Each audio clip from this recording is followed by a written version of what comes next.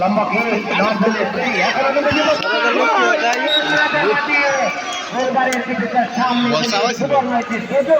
হাতছাড়া করলেন ঐতিহ্যবাহী ফৈসলা ফুটবল একাদশ প্রথমার্ধের খেলায় ছিল কিন্তু সেই সুযোগটি কিন্তু তাদের কাছ থেকে বিক্রি করতে পারলেন না।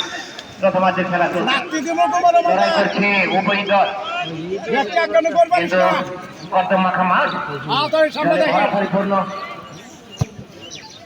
তারা তাদের সেরা খেলোয়াড়, তারা তাদের সেরা খেলা কিন্তু দেখাতে পারছেন না। এরা কিন্তু সরাসরি গোলবারের কাছে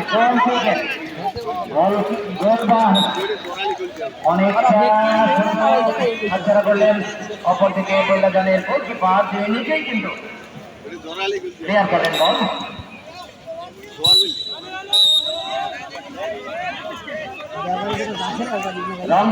আমরা দেখতে পাচ্ছি আজকে খেলার প্রধান পরিচালক গোলাম মোস্তফা খান, তিনি নিরপেক্ষতার পরিচয় দিয়ে যাচ্ছেন।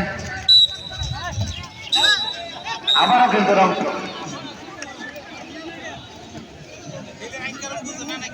মাঠ, কিছুটা পানি রয়েছে মাঠে। লম্বা হয়ে ছিল বল, সুন্দর একটি ট্রেন ছিল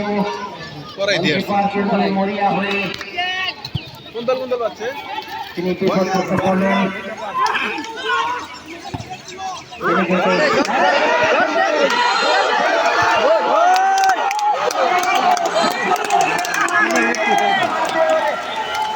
আমরা সিদ্ধান্ত পাইনি, আপনাদেরকে জানিয়ে দেব গোল বিচারক রয়েছেন।